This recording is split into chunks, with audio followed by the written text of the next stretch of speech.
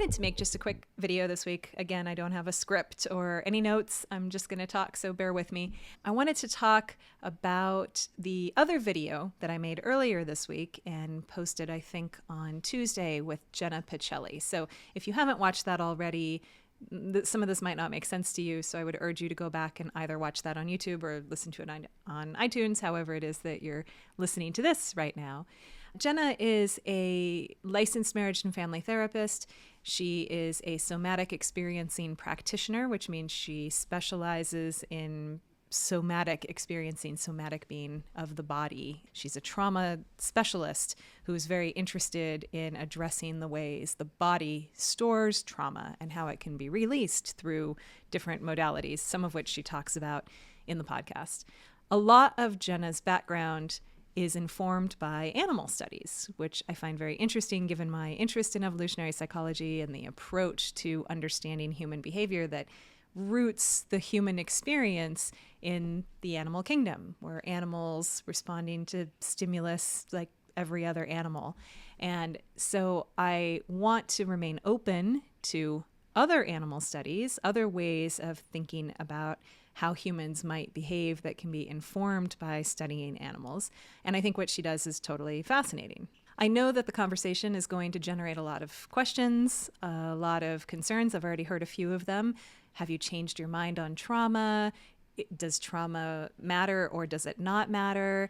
If it matters, how does it matter? If it matters, how do you release it or get through it? All of these questions, which are very common anyway and are arising in particular as a result of that discussion that I just had with Jenna, which is understandable. I've been interested in trauma for a long time, both personally and academically, and I've talked about it a lot in both of those contexts. And at this point in my journey, this point in my research, this part in my self-discovery, I definitely feel as though I have overstated my feelings about trauma in both directions at different points in my life. So kind of the go-to phrase that I'm using these days, which could change again, but what feels true to me now is that trauma is not everything, but it is something. It is something significant. It is important. It is something to be grappled with and understood and examined within the context of a life history. Princess is drinking water. An analogy that I've been using a lot lately, which helps me come to terms with how I'm thinking about trauma and I think might be helpful to other people, is one that does not dismiss trauma and its importance in childhood experience and its continued influence in adult life, but it also doesn't center it as this immutable characteristic that cannot be worked with and that produces behavior that cannot be changed, because I think it can be worked with and I think behavior can be changed. But in order to work with it and in order to change behavior, you first have to acknowledge the situation. You have to admit the problem, sort of in a 12-step model. And this is specifically more about what Jenna is calling developmental trauma than what she calls shock trauma. So these are distinct, shock trauma being a specific traumatic event, more classically what we think of as trauma, something that would generate PTSD symptoms, etc. She's really narrowing her focus in on developmental trauma, which in her conception of things is too little for too long as compared to the shock trauma, which is too much too fast. So that's just a general way to think about it. So in terms of that developmental trauma that she's talking about, these are things that we don't always necessarily recognize or acknowledge as traumatic. And I think that's where a lot of these debates run into these walls.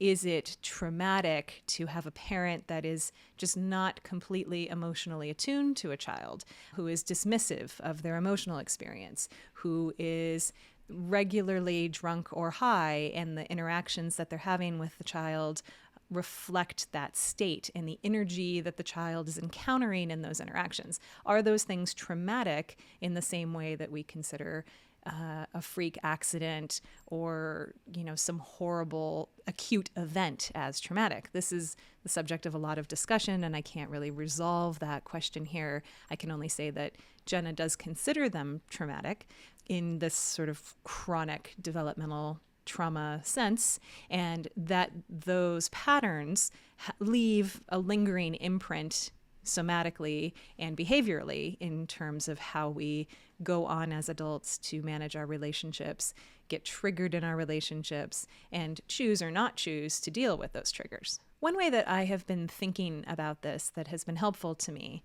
and I don't know what the limits of this analogy are, and I came up with this out of the blue, so feel free to take what works and leave the rest. But this is a helpful way for me to think about things because it acknowledges the significance of the patterns that are set in our early life. If we're in an environment that is consistently, repeatedly, chronically incentivizing some kinds of behaviors, constraining other kinds of behaviors, creating an atmosphere where there are adaptive responses on the part of the child that is in that environment to managing those caregivers and their emotions and their moods and the outcomes that follow from that. Little correlation machines who are building a map of the world based on how people interact with them and how they can elicit different types of reactions from the adults in their lives based on different kinds of behaviors. I think most of us who reflect on our childhood are going to easily discover those kinds of patterns, those kinds of adaptive patterns that we discovered and learned as children in response to the environmental cues that we were getting from the adults in our lives, our parents, our teachers, our other caregivers. What it was that they seemed to like and not like, and what it was that secured us resources or did not secure us resources. These were correlations that meant a lot at a young age. And if they meant a lot in a consistent way over a great number of years, it makes sense to me that we would have worn some behavioral grooves to respond to our environment in certain types of ways and to get very comfortable in those patterns that were more predictively successful in securing us the resources that we needed. So what I've been thinking about is driving a car and learning to drive a car. And those of us in the United States are, most of us, with a few exceptions, learn to drive a car on the right side of the road. We sit on the left side of the vehicle, we drive on the right side of the road. All of our driving habits, all of the sort of conditioned responses that we have to what we expect or don't expect to happen in traffic are situated within that very consistent environment that most of us have been in since we first got our learner's permit at 14 or whenever it was. And it's we've all been in that situation where you drive from home to work or you go to the store and you sort of don't remember driving. It was so habitual.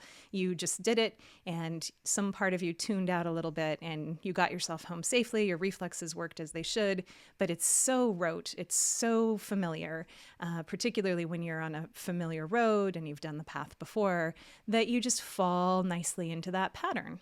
This does not work as well if you go on vacation to a country where they drive on the left side of the road. Suddenly, all of those patterns and habits and well-worn grooves don't work when you have to reverse everything. You have to go through this process of mentally reversing it in your mind and do the opposite of what feels instinctual or what feels very well practiced, which is effectively instinctual after you've been driving for 20 or 30 or 40 years. And you find yourself in this incredibly uncomfortable position where you're working overtime trying to think of the right thing to do. And you're very likely to make mistakes. You're very likely to make serious mistakes. Most people are not going to want to do it at all, particularly if it's a high pressure situation, high traffic, unfamiliar streets. If I take you straight from you've been living in rural Montana your entire life and now you're in London at rush hour and you need to drive across town in a car on the wrong side of the road, most people are just going to say, no, screw that. I'm not doing that. Someone else can do this for me. Other people will engage with the process with varying degrees of discomfort. Some of them will be a little bit exhilarated by the challenge. They will lean into it. They will get excited about learning something new, even if it's difficult for them. They will be more resilient to the fact that they are likely to make mistakes. But almost everyone is going to, if they haven't been doing that their whole life, slip back into older patterns at various times, especially in a complex traffic pattern or if the stress is very high. And it's going to be a continuum of to what degree people are even willing to do that work to begin with.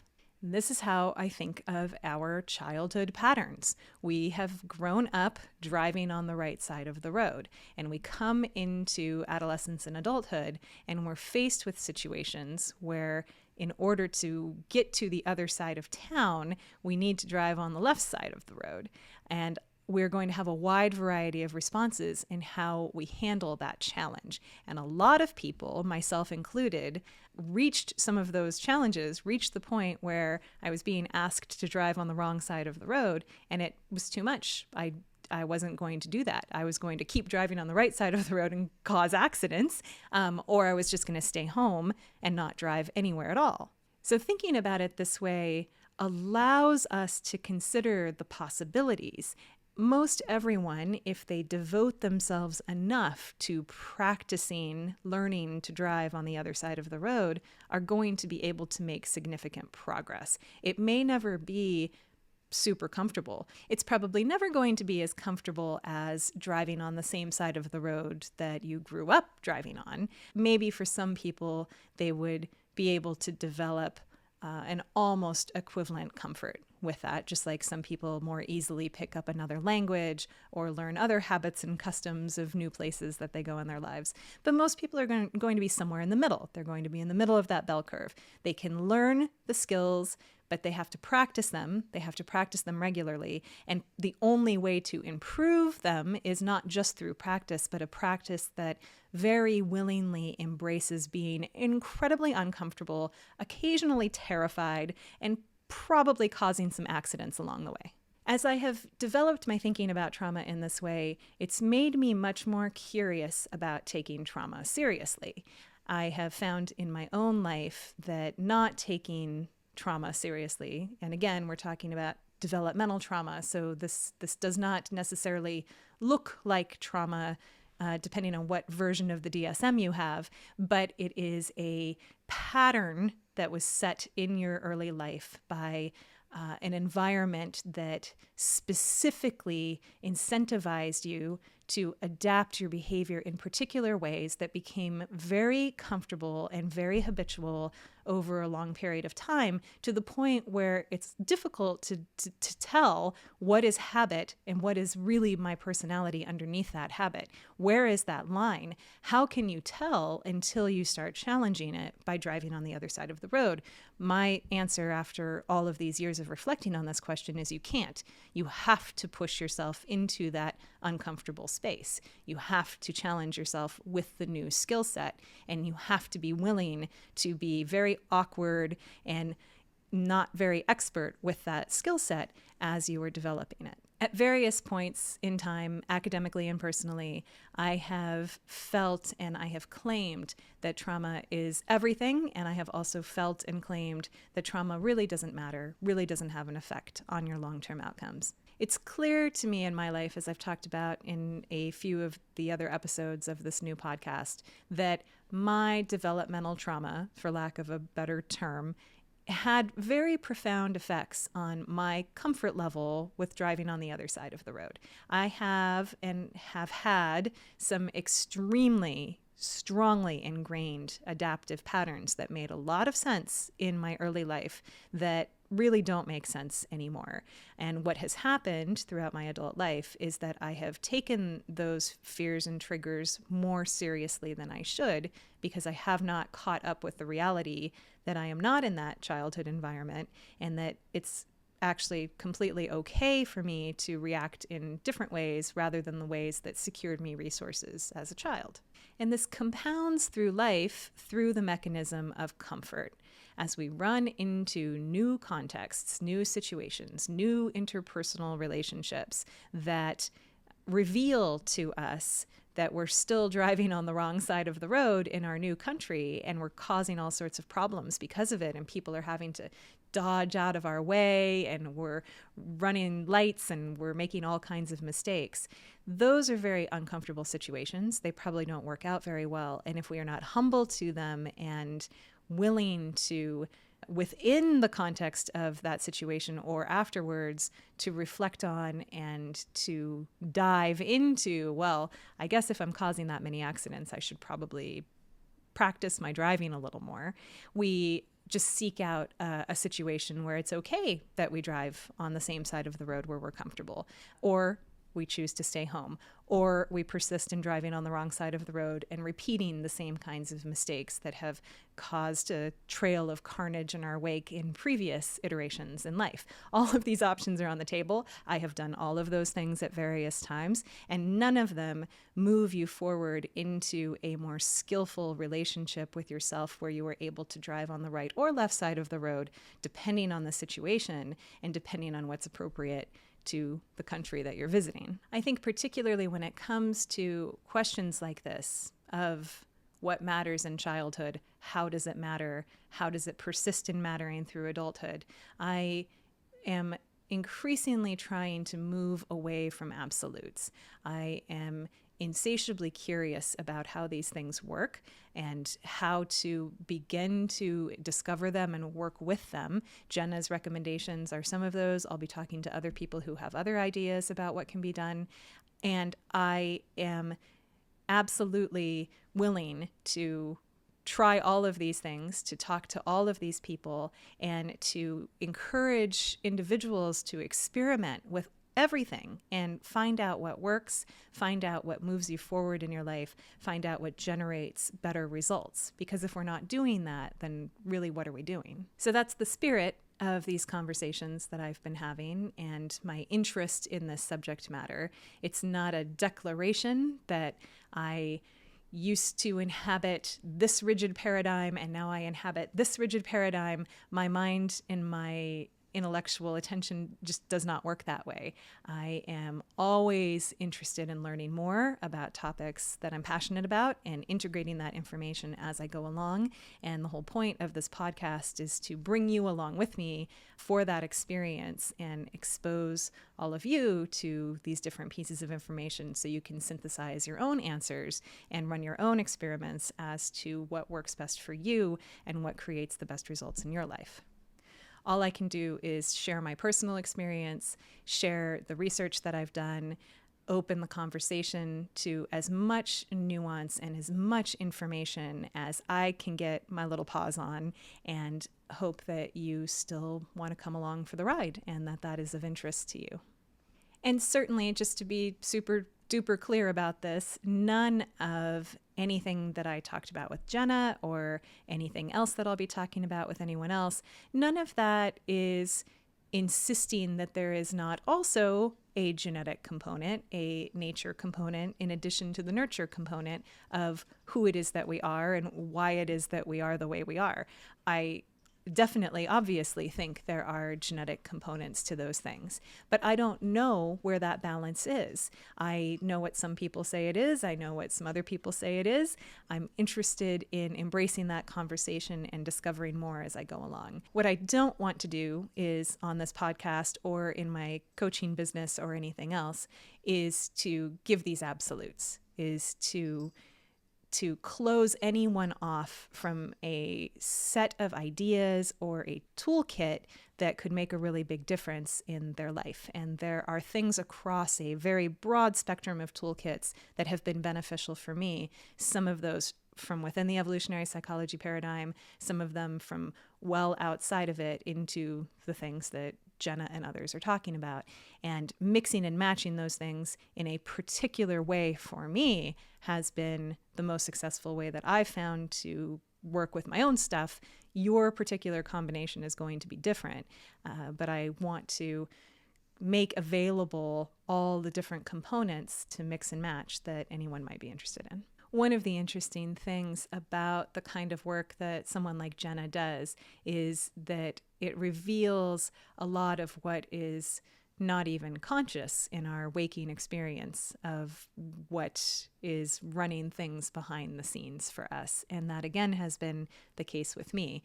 you can have an intellectual awareness of some of your baggage, some of your issues, and you can deal with them at that intellectual level. But as she's pointing out, and as I have come to trust and believe for myself, there are also things that are below that explicit level of knowing that are they are existing at that more basic somatic level and can really only be accessed in that way.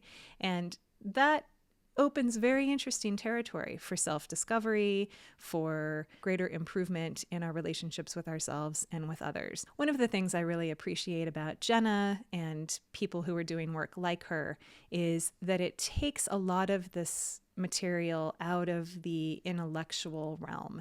I have a tendency, as I suspect many people who are drawn to evolutionary psychology share, which is that I can be a real intellectualizer. I can have a very good idea of what's going on as far as, well, I read these books and I can totally explain why I was triggered in this situation and why I acted in this way, and I was just responding to some sort of unmet childhood need, blah, blah, blah. I can intellectualize all day until the cows come home, and I think a lot of people can do that. Jenna is pointing out that there are things that are still running your behavior behind the scenes to some degree, in the same way that your muscle memory of driving the car on the right side of the road is not an intellectual enterprise. You are not literally thinking every time you come up to a light and need to make a left turn, I need to get in this lane, I need to arrange myself this way, I need to signal this way, I need to watch the traffic from this direction. You do it enough and you just do those things. You're not thinking them through at that same level that you were when you were learning to drive. There was a time when you did have to think through every step, but after you've been driving for years and years and years, most of us are not doing that, again, particularly on roads that we're familiar with. She is explaining in that interview and in her other work that there are things below that level of conscious knowing that are choosing the lane that you are positioning your vehicle into, that are instructing your intuition about which direction to look for traffic, and that those are the things that you can develop awareness of only through a body-centered, embodied kind of practice, not through a talk therapy kind of practice, not through something that keeps it in that intellectual realm, because the actual unwinding of those things and the rerouting of those things comes through the body, not through an intellectual process.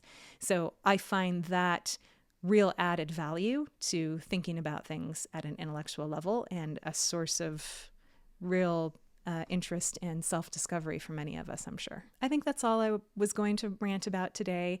I hope you enjoyed the interview with Jenna. There will be many more such conversations. I would love to have her back. If you have specific questions for her, send them my way, and I'm happy to share. If you have other suggestions for people who are working in that somatic space or other psychology spaces that might make for interesting conversations, please also send them my way. And in the meantime, I hope you have a beautiful day or evening or weekend or wherever you are, and I'll talk to you soon.